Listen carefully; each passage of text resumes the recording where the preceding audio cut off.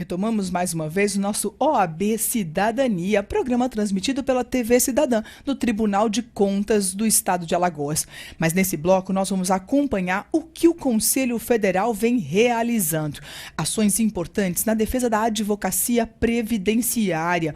Afinal de contas, quantos brasileiros precisam da atuação do Instituto Nacional de Seguridade Social, precisam de atuação da Justiça Federal na defesa dos seus direitos junto à Previdência? Então, medidas importantes estão sendo tomadas para que o advogado na advocacia previdenciária consiga desenvolver bem o seu trabalho. Além disso, a instituição de CNPJ para a Sociedade Individual de Advogados também é um pleito da OAB e a atuação vem sendo desenvolvida, então, pelo Conselho Federal, pela OAB Nacional. Além de outras ações importantes que os senhores poderão acompanhar neste bloco. O Conselho Federal.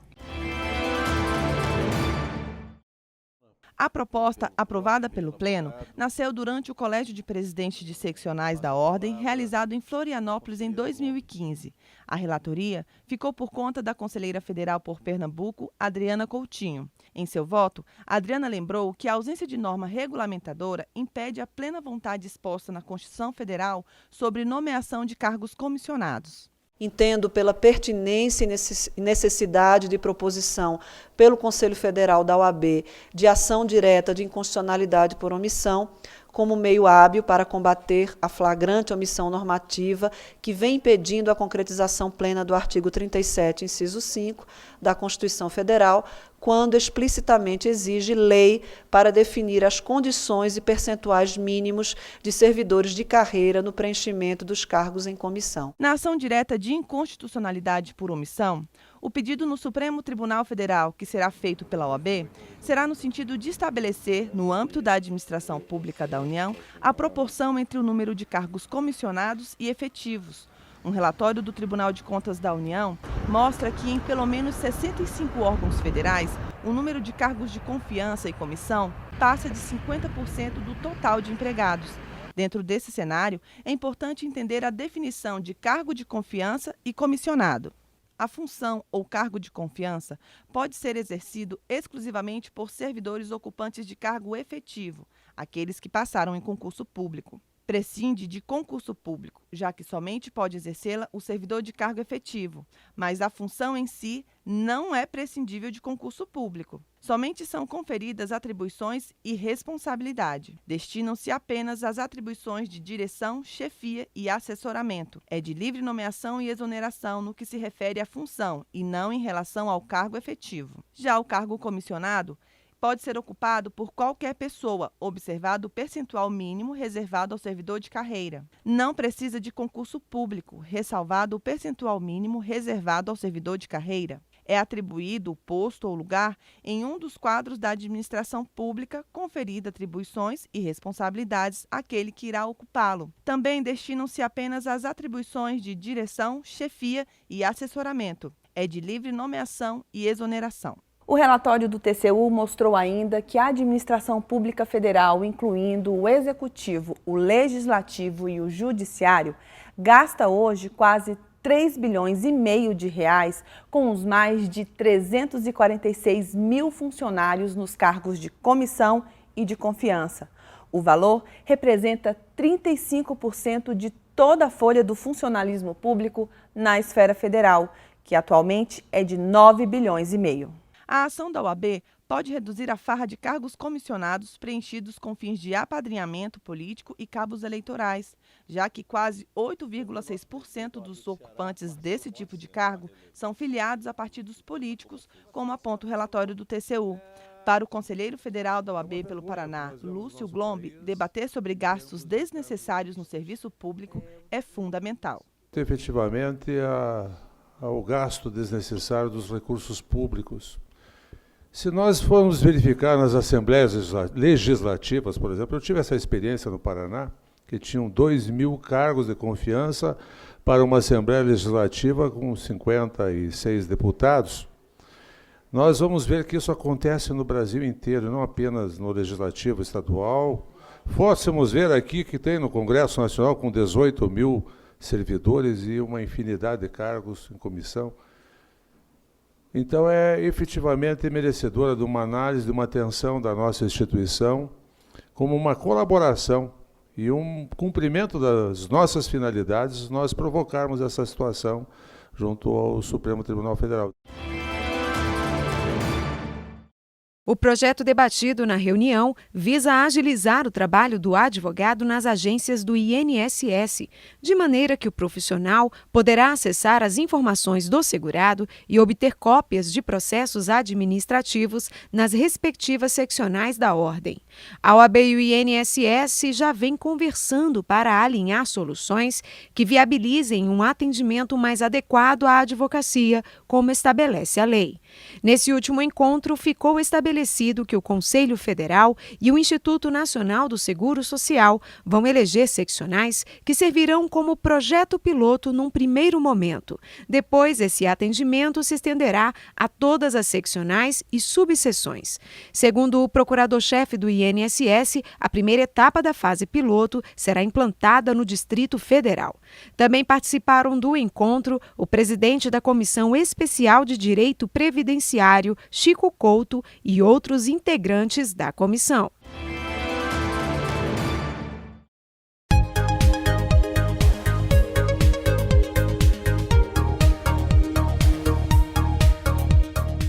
A Comissão Nacional de Direitos Humanos do Conselho Federal da OAB está trabalhando para institucionalizar um manual de procedimentos para um atendimento padrão a qualquer advogado ou cidadão, por meio da implantação do Sistema de Direitos Humanos da OAB.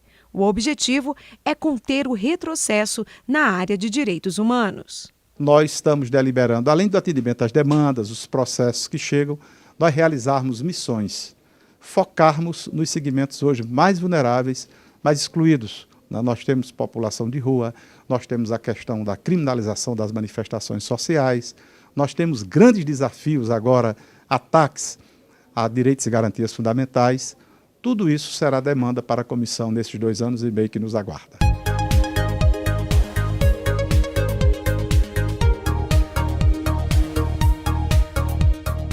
A reunião da Comissão da Mulher Advogada contou com o apoio da diretoria da OAB Nacional e de conselheiros federais da entidade, que estão com a comissão desde o início dos trabalhos. 2016 foi instituído o Ano da Mulher Advogada, com ações de mais inclusão feminina na advocacia. Com isso, a comissão tem trabalhado pela implantação do Plano Nacional de Valorização da Mulher Advogada em todo o sistema OAB, com o apoio do Conselho da Ordem. A pauta de interesse que diz com a advocacia feminina, da mulher advogada, ela é uma pauta muito extensa, muito ampla. Nós temos bastante arestas a serem contornadas, nós temos bastante obstáculos, né, pautas que devem ser trabalhadas. Nós trabalhamos a partir de mudanças menores, mas de muita importância, de muitos significados, como para questões mais amplas, que demandam um diálogo maior. E este foi o caso da decisão tomada pelo Conselho Pleno da Ordem,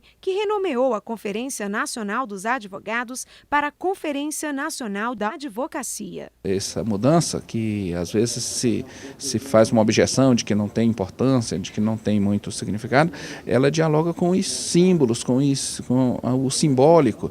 E esse simbólico, ele contribui para estabelecer ou para superar preconceitos e para fortalecer valores, né, que dizem com respeito à diferença, à divergência, à igualdade de gênero e à dignidade da pessoa humana. Para a Ordem, é preciso inserir mais ainda as mulheres nos quadros diretivos da OAB, já que hoje as mulheres estão praticamente ultrapassando o número de homens nos quadros da entidade.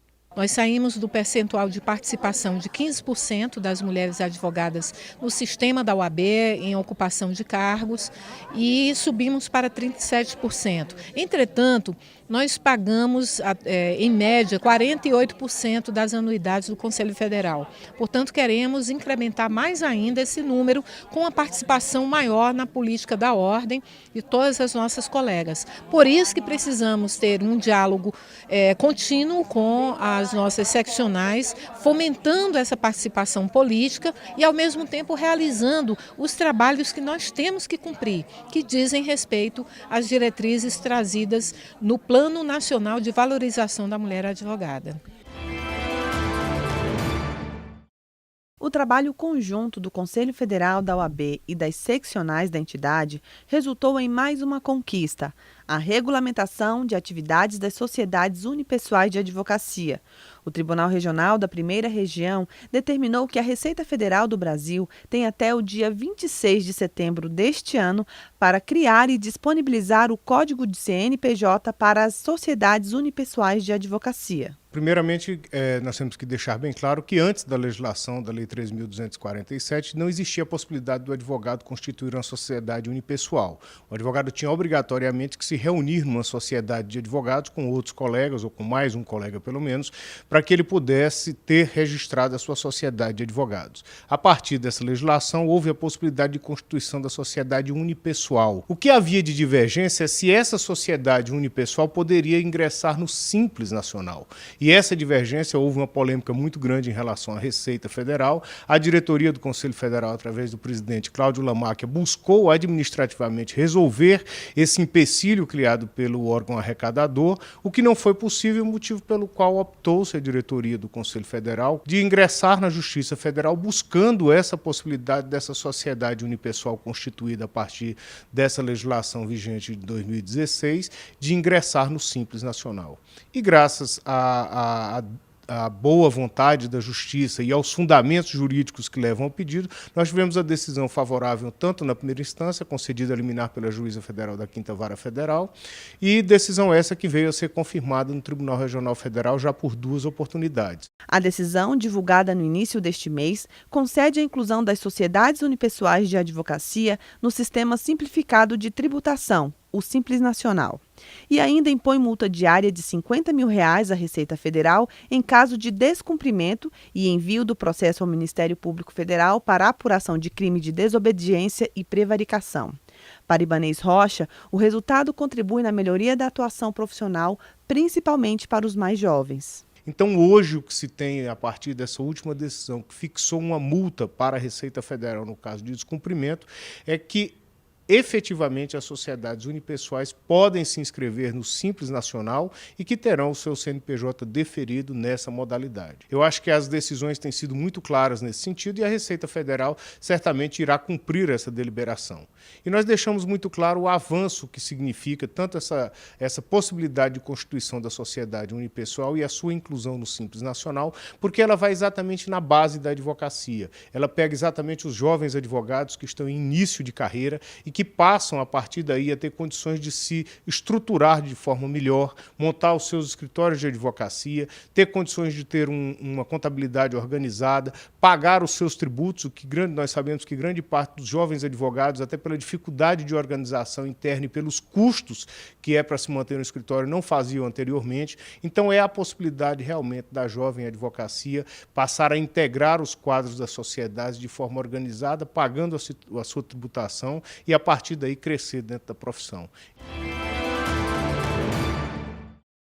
E assim nós encerramos mais um OAB Cidadania. E a OAB Alagoas convida mais uma vez para que você nos acompanhe na nossa rede social. Facebook, Instagram, Twitter, o canal do YouTube. E você não pode perder todas essas informações. Até a nossa próxima oportunidade. Até o próximo programa.